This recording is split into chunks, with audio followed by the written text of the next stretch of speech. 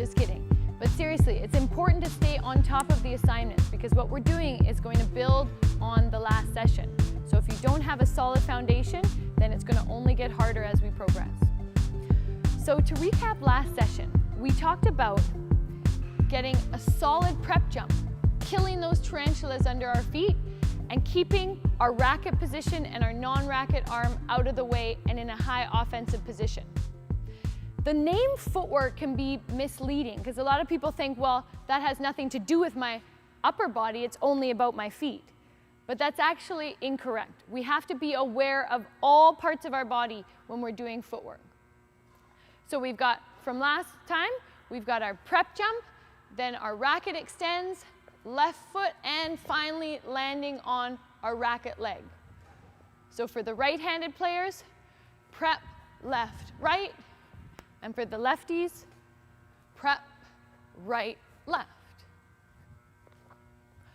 So we would be done with forehand front court offense footwork if we knew that the bird was going to be coming to the same place every single time. But as we all know, that isn't the case. So now, this session, we need to learn how to adapt based on where along the net the shuttle is approaching.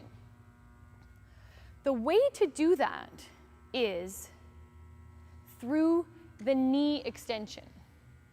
So one metaphor that I find really valuable is to imagine yourself like a marionette puppet. You know the ones I'm talking about? Where there's a string that pulls up one leg. So imagine someone's pulling this leg string and the knee comes up. Then there's another string down, there's another string for this leg. And then there's another string for the foot. Are you with me? So that's how we adapt. That's basically our steering wheel for where our lunge is going to be. If we imagine that the bird is approaching here, so a little bit close to us, this is more likely maybe in a singles scenario. Our beginning is going to be exactly the same as we learned last time. Prep jump, racket extends towards the forehand, but we're not sure exactly where it is yet. And then we see the birds approaching closer to us. So after we've done our initial step, that's where we have to be very aware of how to kick out the knee and the foot. So if the bird is going to be close to me here, now the marionette is going to pull that knee up and then kick the front foot out towards the bird in this direction.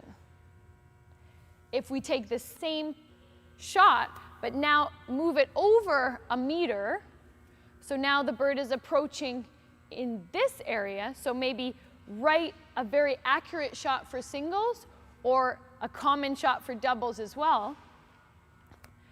Then we're going to need to do our prep jump, our initial left step, and now with our marionette, we're going to move the knee more towards the net post and kick out the foot in that direction towards the now further shuttle here.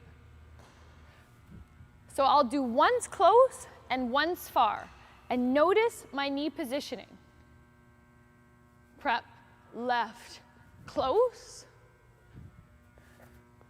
And now far. Prep, left. Now I really have to kick out that foot to get the distance I need to reach all the way here in the same steps. A lot of people think, well, if it's further out, then I'll just do a couple more steps. No, because every time you add steps, it slows you down. So this is a way to cheat that extra step and to get an extra extension with the same footwork. So now I'm going to do 2 faster close and in regular speed far. Kick out, and again, prep left, kick out, and now farther, the same steps, but now I just increase the distance, regular speed, kick out. prep, left, kick out. Now the kick out does two things. One, it extends the lunge to make a longer reach with both your racket and your leg. But two, it forces your left leg to give more of a push. We talked about the spider pushes last time because of my personal issue with spiders, but you can think of it as anything under your feet.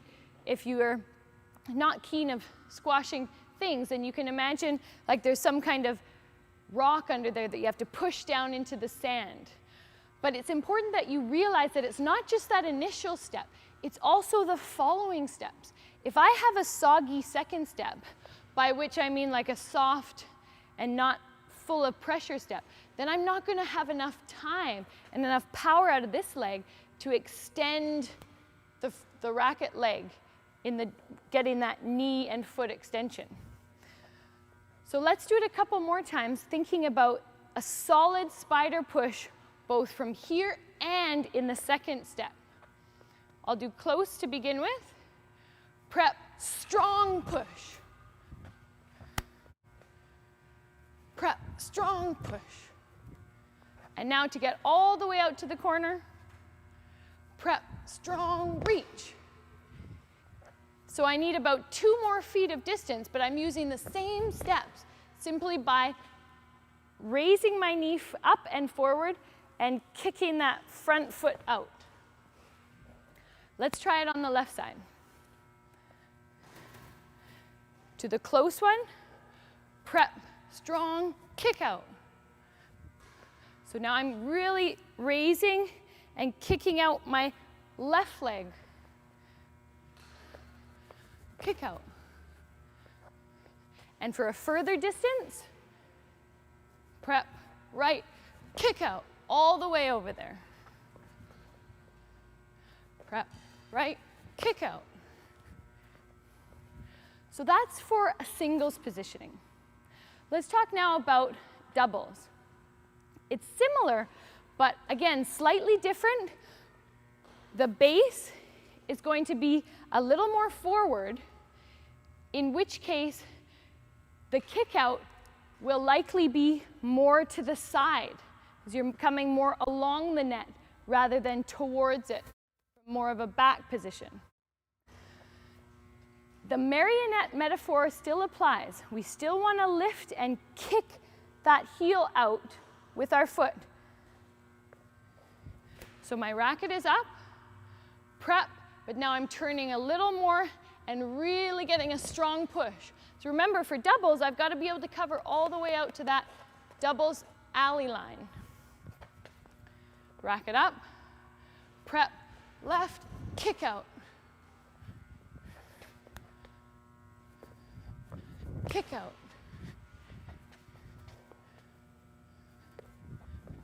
Kick out. Let's try some on the left side. Prep, land, kick out. So my base is a little closer to the short service line. My racket's a little higher.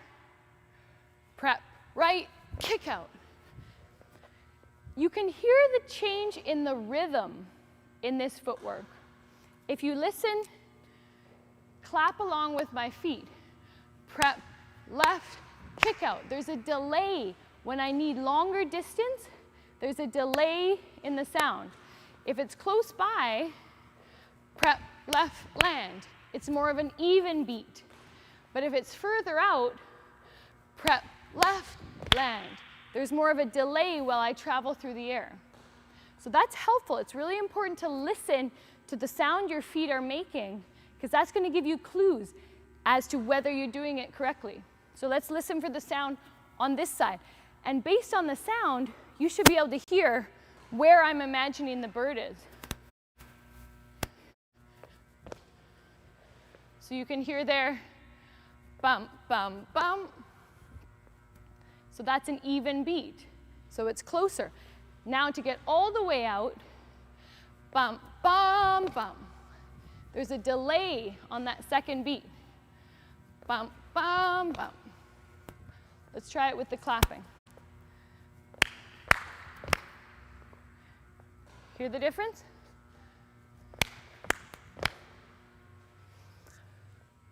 So that sums up the kick-out footwork. The assignment for today is that I want you to do 5 times 5 to the closer shot and to the further shot. So for the singles players, then you're going to start with your base further back, and for the doubles players, a little closer. And you're probably thinking to yourself, well, I play singles and doubles. Good, then you do both. So we're starting here, and we're focusing on the kick out. Close, kick out far. So at first I want you to do 5 times close, then 5 times far. That's the first round. And I want you to go as slow as you need to really get the emphasis on lifting the knee and extending the foot. Drive that heel forward on the lunge, so you get the heel-toe landing. Then, once you feel comfortable with the 5 times 5 slow, then I want you to increase the speed 5 times 5 as fast as you can while keeping the quality. Remember, there's no sense in practicing it wrong, so only go as fast as you can while keeping the quality. So, until next time, step your game up.